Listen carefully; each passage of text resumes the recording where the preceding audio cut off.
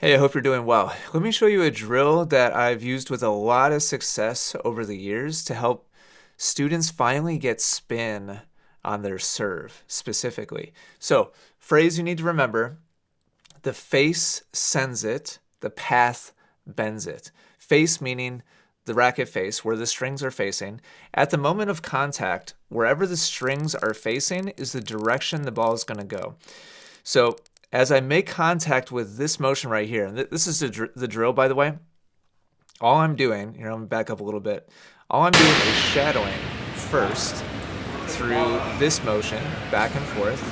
And so I'm chopping my racket. I think I do another set here right after. So I'm just chopping my racket back and forth. And my goal here is to trace the service line. I like doing this from the service line because it just kind of takes players out of the serve location and like mindset, and it's just like a drill. No longer trying to hit a serve. We're just trying to do this drill. And I did this with this player who had a pancake, just a patty cake second serve, had no spin, was just slowing way down to get safe and just kind of patty cake the ball into the box. And she didn't know how to make spin. So the way you make spin is by having the direction of your strings be totally different than the direction of the path of your racket. The face sends it, the path bends it. So even though my racket is traveling in a dramatically different direction than where I want the ball to go, the ball still goes towards the net because my strings are facing towards the net. And this chopping motion makes the path of the racket wildly different than the face of the racket, and that's what makes spin. Get out of your mind anything related to carving or like massaging or brushing. Like if you want to use the word brush as like kind of the feel for this, that's fine. But any kind of idea of, sorry, I know you can't really see the ball.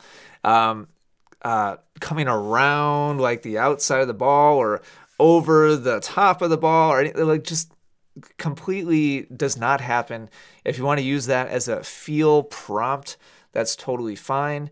But in real life, in reality, it's all about the racket moving past the ball. That's what makes the ball spin. So this drill I found is really helpful because it helps players isolate that difference between where are the strings facing and where is the racket traveling.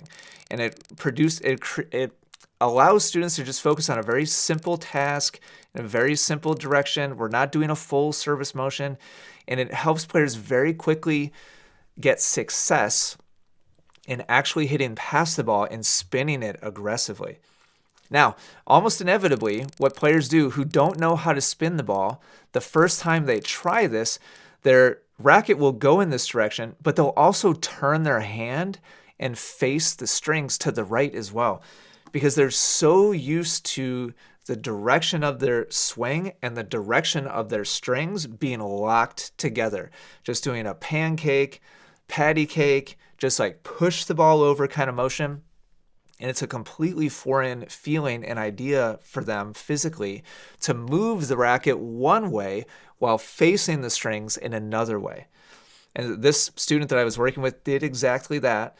The first time I explained it to her and she tried it, she hit a flat ball way off to the right and like hit the wall, like hit the teaching cards off on the right side of the court because her brain was just so used to locking together the face and the path. And if you want to curve the ball, if you want to spin the ball, you have to separate the face from the path. That's how you make spin. And this drill, more than any other for me, has helped me get players over that hump of finally getting that and separating those two things and finally starting to spin the ball consistently on their serve. So hopefully this was helpful. Thanks for watching. I'll talk to you again soon.